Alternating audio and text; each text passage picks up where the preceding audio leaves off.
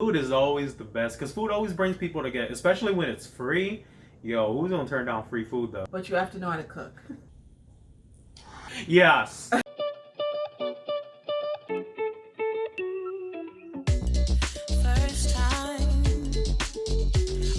Nyangzhong, I'm Tanaya. And I'm Peter. And this is the Vangs. Vangs. Today is part 2. Thank you for Yes. watching this far. The last video is probably a little long. We're sorry. Not sorry. But if you're able to put up that long of a video, then you know. You're really interested. You're the real MVP. Yeah. But y'all, we're throwing truth. Now, people get mad at us for this, then can't you can be mad at truth all you want. I guess truth hurts. Is our channel. It's our channel. So part 2 is gonna my be side. your side. So, as I said before in the last video, I have been around Hmong folks a lot of my high school life, a little bit after high school, a little bit in college, and then my second college. I've always been attracted to many types of people. I think I dated a lot. I mean, I dated a few kind of races. What? When Peter and I first started dating, I did not tell my parents that I was dating an Asian guy, only because I was not sure where we were going. Yeah. And originally, we were just trying to have fun. Yeah. We were just trying to have fun, I mean. And Peter, I think, was like, yes, a black chick. And I'm just kind of like, I thought he was going to be a nerdy little Asian dude, because that's what he looked like. And then he opened his mouth, and I'm like, you are not a nerdy little Asian dude. I am a nerdy Asian dude. Anyways, he's a smart, but he gets on my nerves. He's annoying, but I love him. And well, you know, someone gotta be the humor of the relationship. I am the humor of the relationship. Thank you very much. But yeah, I didn't originally tell my parents because the parents, like I have my dad and my stepmom, and I have my mom.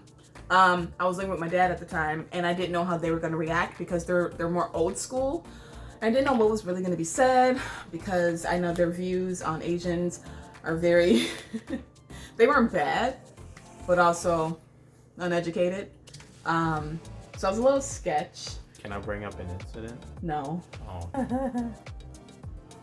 Some stuff. It was just very ignorant on like if you think of a black person trying to talk to an Asian person about Asian culture that they have no idea what is about. Can I give an example without naming anyone? Okay.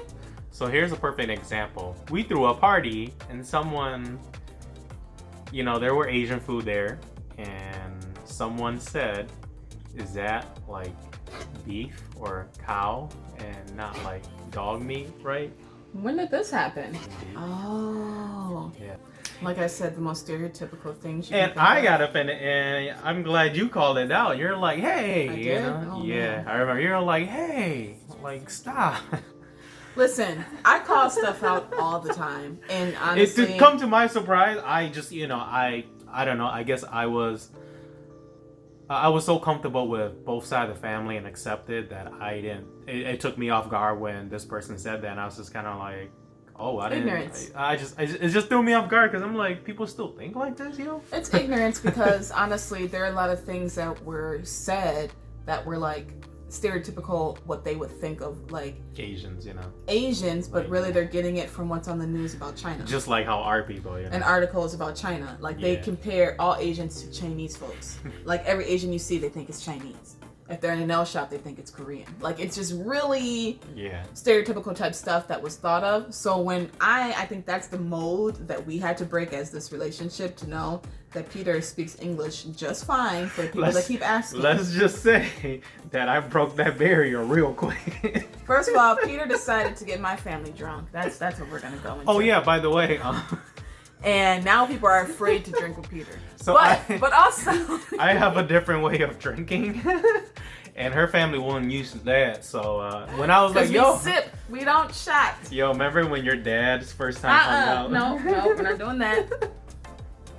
Anyways, hung out with us. here's the thing: when Peter came to my parents' house for some holiday we were doing, and Peter was drinking heavy, and they got to see the Peter that I knew. And they're like, wait, whoa. Let's just say his I mouth got real was crazy. comfortable. He got so comfortable. His mouth was crazy. He was challenging people, not in a bad way. It was all fun. It was all fun. We were playing games, and they're like, entertainment. I think that really broke that barrier because they're like, yo, he's just one of us. Exactly. They call him what they say. He's just another. They call me an N-word, just like y'all. And I was like, oh, I guess. Yeah. It ain't the first time I've been called that word from a black person. I just want to say that with being raised the way I was, my mom, I mean, all of my parents remember when the Hmong had migrated over here because it was around their era. It was the 70s and 80s. And my mom personally didn't know like what the Hmong were. They just knew that a bunch of Asians came and lived in the hood with everybody else. But my mom would always say, Hmong people are just black folks with slanted eyes. And that's what I grew up knowing. And I'm like, okay. Yeah, because there's a lot of things we do that are very similar. You know, we eat a lot of like the same thing. You know, we just Southern, yes, Southern black folks eat very similar to what you guys eat. Yes. Like your mom would eat almost everything I eat. Mm-hmm. Almost. There's a few things like she wouldn't do balut eggs, but I'm sure she'll poke at it. My mom would puke. But in regards to that should be a video. Ooh, balut for who? You, me, and your mom, and you record. I would puke. Y'all would hear me gag on the other side. I just want to see your mom's reaction. At the black culture, we don't have much that we would have to share because I didn't get as much flack. Yeah. And I think that really was just breaking the mold of what people on both of our ends, on what people thought was a stereotype of either one of us, and bringing in what is really true and taking off the stupid blinders to let people know that the stereotypes aren't true. Like there's certain similarities, like there's some stuff that, you know, some people do stereotypically, but every now and then I still get that, like, oh, he speaks English, and I get this really dumbfounded look, like, for real? Yeah. But you can tell when someone's being really facetious about it versus they really didn't know. Because I will say this though, I am really quiet when I'm meeting people because it's just, you know, it's just who I am. Socially awkward. I'm socially awkward and I'm super quiet. I don't say much, so I can see why sometimes people would be like, maybe this dude don't speak English. You know, I realize that Peter's so quiet is because he's trying not to be a smartass. Yeah, that's very true. Yeah. But I honestly, with the black culture, I did get a lot of stuff from the younger people, not the older people. And it was more of, what would the black community say? How can you be pro-black and dating an Asian dude or dating someone that's not black? And I'm like, pro-black doesn't mean you can't date outside your race. Pro-black means you're always going to be for your people. Right. But also that doesn't tie you down to only dating black. Like I feel personally that God doesn't look at race like we do. Right. And I feel that if God is telling me that this is the person that my soul is tied to and that is the one that we're going to build a future with, I'm not going to stop and be like, well, he's not black. Right. So I can't. Because, you know, all my black folks, they see me as pro-black and then they see us. And then they see us. And that's what I'd be like, when Peter be posting stuff, I'd be like, wait till they find out your girlfriend's black. Oh yeah, but it's just funny. But it's just stuff. You should see the face when people find out that either one of us, like, I'm engaged. I think that people are not surprised if I say I'm dating an Asian guy. I think people are more surprised when I say I'm dating a Hmong guy or an Asian guy. No. Like Hmong, they're like, oh, Asian, cool. Korean? Are they Korean? Because a lot of people date Korean guys or Korean people. So when we first started dating, we went out to Denny's, and there was like some Hmong folks there. And I knew them from just like, you know, friends or whatever. But I remember them coming up to me and was like, yo, they was giving me a high five because, you know, I'm the one who broke the cycle. And I broke the cycle, and I was like, I don't remember that. Was I drunk? No, it was at Denny's. This was like our second One of our date. lunch dates. Yeah, and it was kind of like, yo, like he did it, man. Yo, they was giving me a high five. And that's the stuff I don't like, to be honest. And to me, it was weird because it's like, I don't like it, but I like that people are accepting it. I just don't like the immaturity of it. Yeah. Like there's a lot of, what I really hated was, I got a lot of questions about Peter's genitalia. Yeah. And, I mean, it was one of the things that my gosh. It was one of the things that I was expecting when we were dating. I was expecting it, but I wasn't expecting people to be so bold. But of course, it's my people, so of course, why would I expect less? Of course, they're gonna be bold as heck. Yeah. That's what we do. But when it was asked, I was kind of like... And I'm sure all Blasian couples, especially if the guy's Asian, get this all the time. They're always going to get it when the guy's Asian. Yeah. It's none of your business. What I say is it's none of your business what size Peter is, okay? Because at the end of the day, this is my connection, not yours. And I can't, let's ask it if every black dude has a big one. Right. I don't know where I was going with that. I don't know where I was going with that. Oh, okay. I was like, yeah, like. But it's like you can't compare that one dude to a freaking whole race. Like it does not go together. Just like how all black girls have big butts. Yeah. In my case, I can't say that, but. What do you mean you can't say that? Because you do got a big butt. Well, I do have a big butt. But you know, yeah, no, for real though, like in our case, you know. Those are questions that I was expecting, and I was not expecting them. Oh, I was. And I mean, I guess I was, but I wasn't. I guess I was just like, people would just think it and not say it. I honestly, let's get back to the younger folks saying stuff about us. I think I don't know how to put this.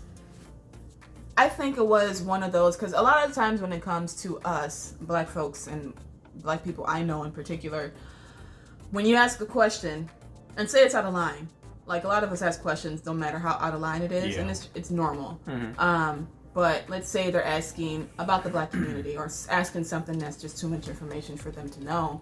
I'd be like, it's none of your business. Right. And then they'll just be like, okay, cool, as long as you're happy.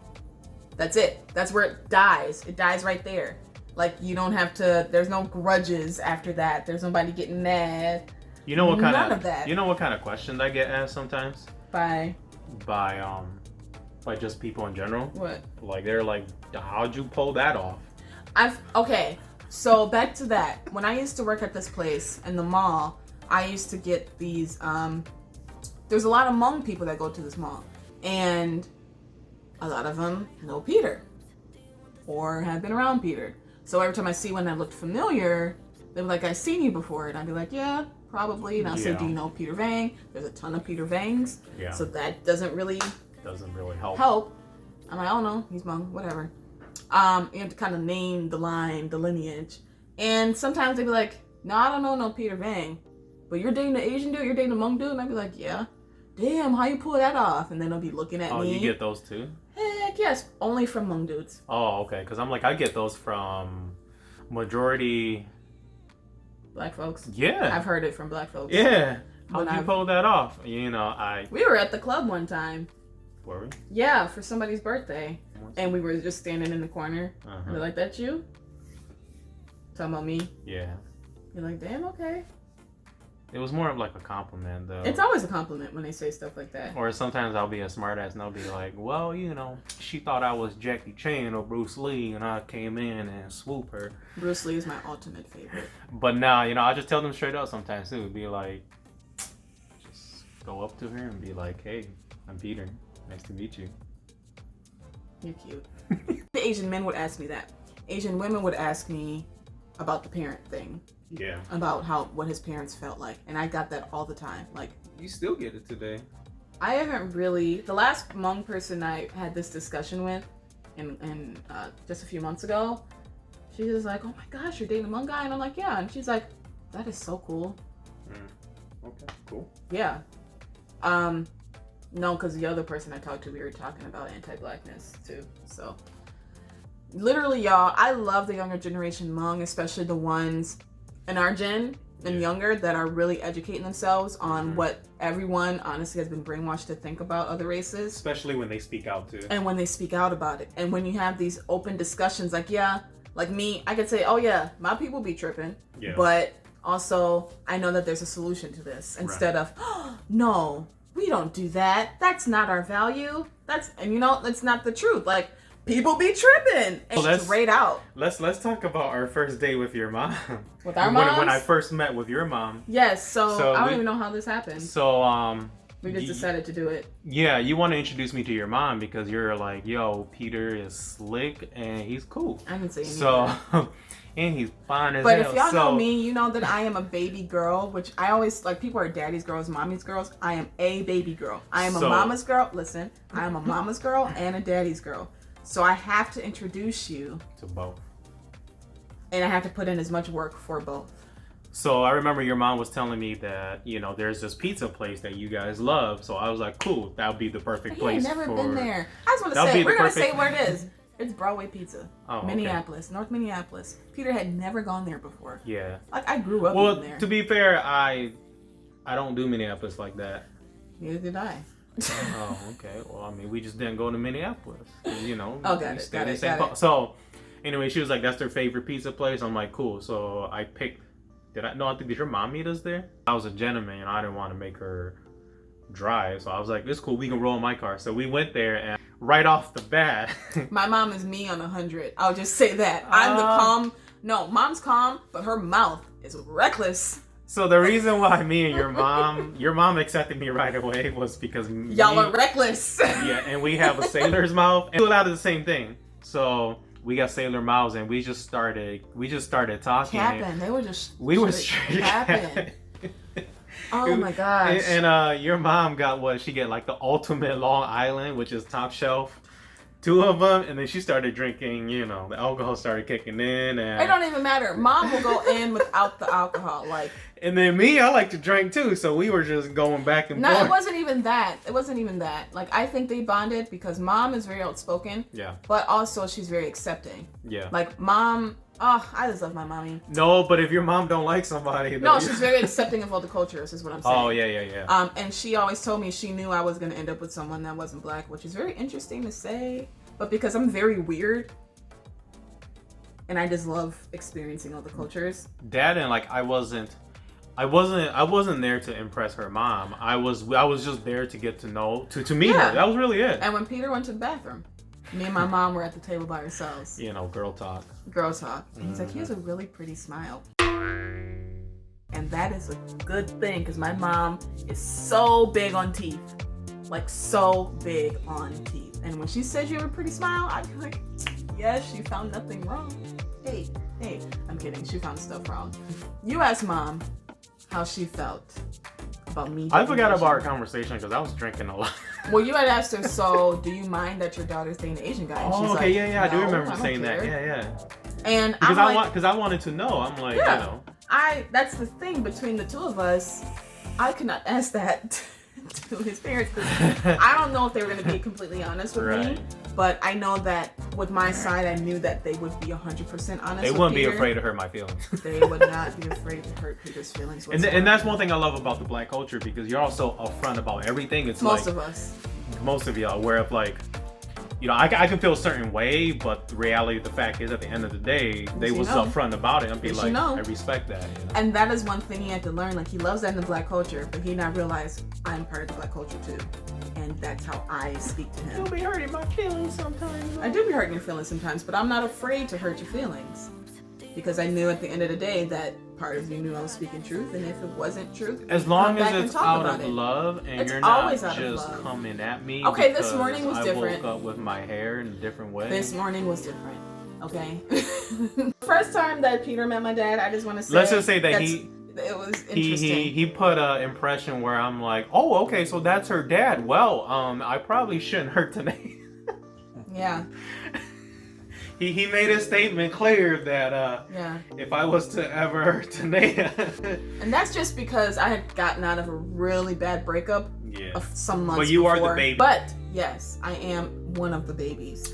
So, you know, her dad made it real clear that if I crossed that boundary, he wanted to be afraid to let me know that your dad was your dad. Yeah, he was really looking out for me because he had saw the heartbreak, I think, for the very first time. He saw me heartbroken.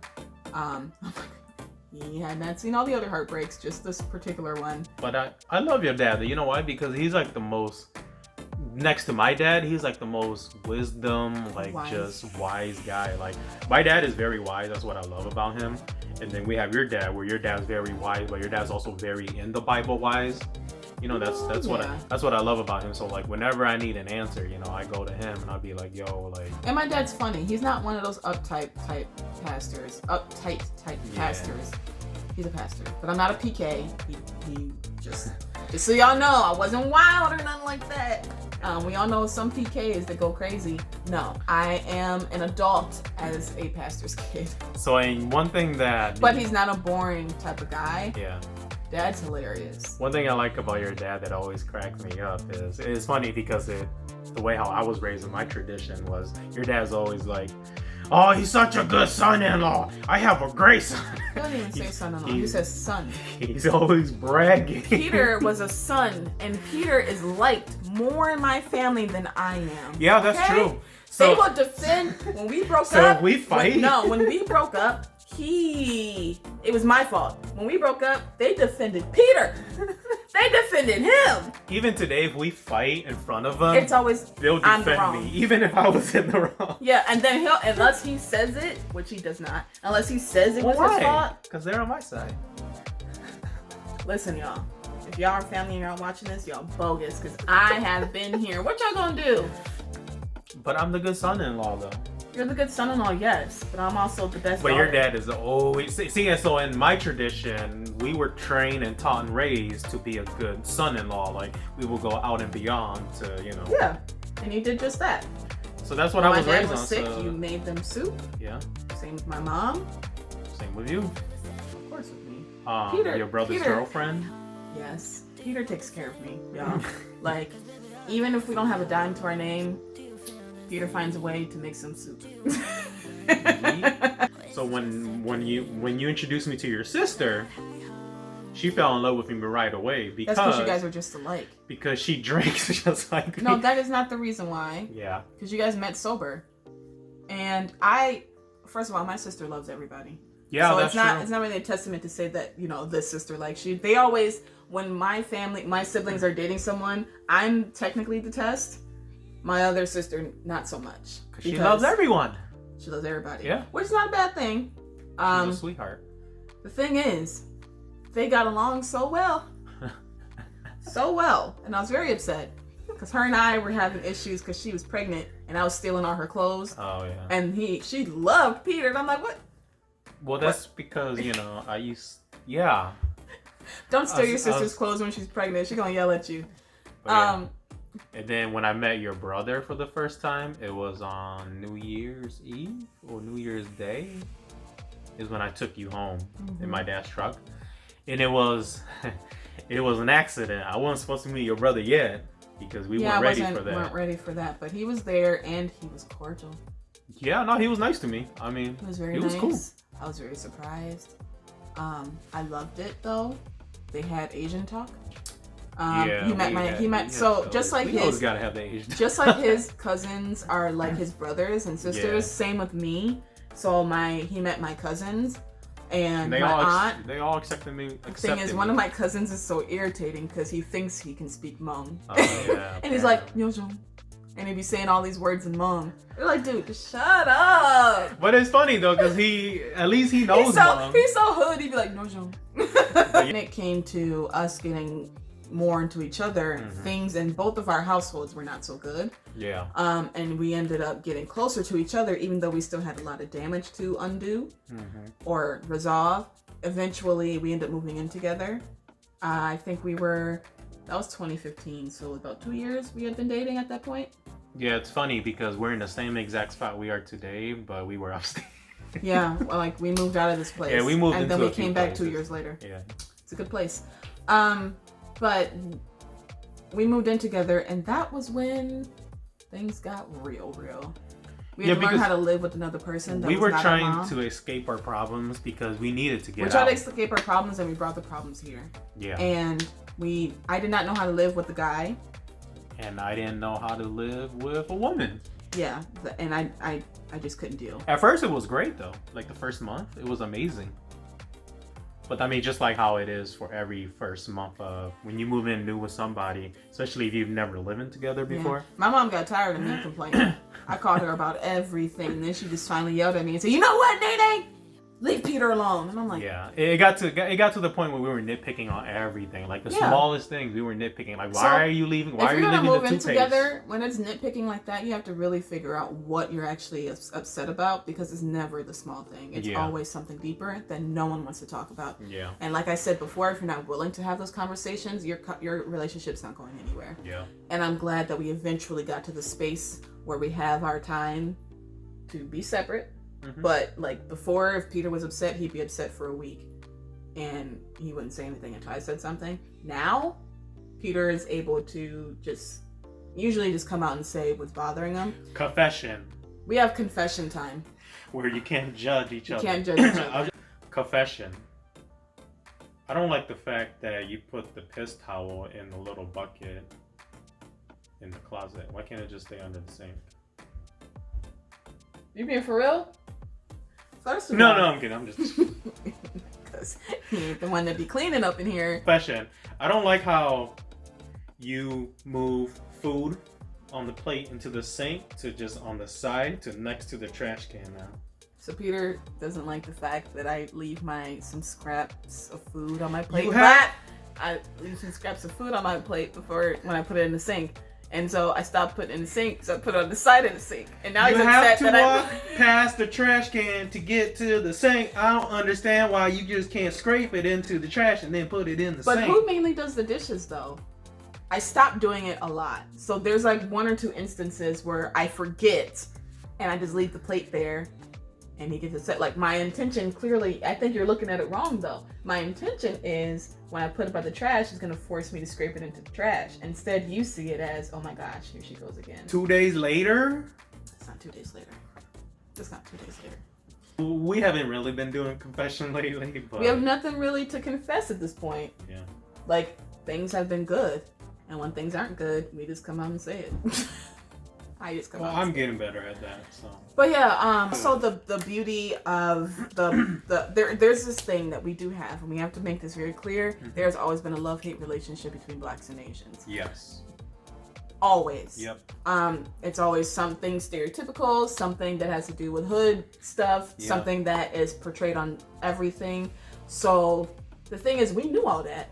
Yeah, I mean, we both was raised through it. It's still going on now. We didn't realize. You don't really realize how deep it is until you're in that type of relationship. Yep. And then like the war is just like, and then finally we kind of just blended. So when you find out that what the real issue is here, when you actually take a step back to look at the bigger situation here, and actually be able to put them together, like you said, it is gorgeous. Like when you get communities, regardless what race you are, to come together and get something done together, it is beautiful. Like we are untouchable, and I know because I've taught communities like that where we have come together, and it's amazing. It's gorgeous. Yeah, and so we just have to see the bigger picture of what's going on here. And the beauty of being BIPOC, Black, Indigenous, people of color, I think that we have to realize how similar we are. Yeah. In traditions and stuff like that, and not look at one above the other. And I think that has happened so many times. I never felt that from Indigenous folks though. Yeah. But other BPOC, yep. It's like everyone wants to be on top of each other, and I feel like us blending, I felt so much that we were painting a picture of the beauty of this kaleidoscope type situation where everything looks okay. I don't know what I'm trying to say here. Anyways. So it's crazy because like you said, back to the whole us trying to top each other. It's like crabs in a barrel. Every time we get on top, we pull it down, we pull each other down. And then what we don't see is white supremacy or they climbed out the barrel and they're just looking down laughing at us. We have to be able to get past that. We have to grow past that. We have to grow past that. Because at the end of the day, we all need each other. Yep. And I think that people like us that are in interracial dating, people that support each other, whether you're dating, I don't know if that's monoracial dating, the same race, whether you're dating your same race or you're dating outside your race, understanding the differences and understanding all the struggles and the hardships of each other and each other's races is the biggest thing. Not saying that everything's colorblind. You cannot be colorblind. I don't care who believes that. but it's about understanding the differences so that you can come together as a united front. And honestly, what helped us even come together as a united front, one and only thing was God. And God placing things and people in our lives to help orchestrate this beautiful union that we got going over here, with understanding those conversations, like I was trying to say before I was interrupted. The conversations that you need to have about each other's races and struggles. You have to realize, like I said, that your stuff does stink, but also they're not coming at you as a person. They're coming at the construct of something that you probably never even realized. But to deny someone else's truth because it doesn't align to how you value your culture, how you value yourself, or you yourself doesn't think that way, will be to deny reality. And it's good to always see and try to understand where someone else is coming from when it comes to those kind of conversations. Because at the end of the day, you don't have a relationship with anyone if you know everything. Right. So stop knowing everything and start trying to understand, and stop trying to be so defensive. Because at the end of the day, we all be tripping. Yeah. Yeah, that's what I have. What? Can I talk about the beauties of the Black culture? So what I find beauty of it is, you guys are not afraid to speak your mind out, and I speak my mind out too, but I'm not on a level that your culture, I feel like you guys are at, because when you somebody, your mind, you don't speak it on serious issues like we do. Because when you guys aren't afraid to like be like, nope, you're done, or be like, hey, I don't like the fact that you're treating me like this, so neither we solve something here, or you and me gotta go. You know, that's, or sometimes nothing gets solved. And I yeah. but to me, I consider that beauty, because like I feel like in the Hmong culture we have that too, but sometimes we have that passiveness where we just kind of just ride it out and be like, yo, you know what, I'm just gonna sweep it under the rug and just be like, whatever. But y'all got that thing where like y'all can be like, nope, because this is how I feel, and I'm gonna make sure you know how I feel. I find a lot of beauty in that. I think there's balance. Yeah. I feel like the black culture in general is a very gorgeous culture. Our skin tone, our talents, our abilities. I feel like we are super, super intelligent. I feel like a lot of us have fallen victim to a lot of trash, and we've fallen victim to shiny things. And also we've fallen victim to stereotypes a lot of the time. Some people like live in a stereotype. Some people judge others that live the stereotype. But I find the beauty in connecting in a way that I've never seen in any other culture in my life. When Black folks come together, you know it's gonna be a good time. Like, you know it's gonna be a good time. And we love hard. Like, we love hard and in the open. That's another thing too, yeah. And it's always in the open. We don't try to hide. Yeah, that's another beauty thing. You guys don't hide nothing. Yeah. Like, we hide stuff, but...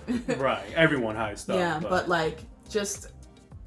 I feel like there's such harmony in the Black culture that I don't think a lot of us even realize, and I didn't realize it for a long time.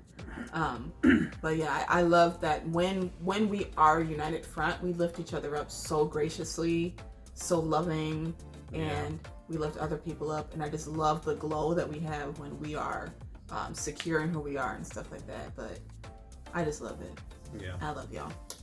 Right now, yeah, we can do that. Right now, we are engaged again.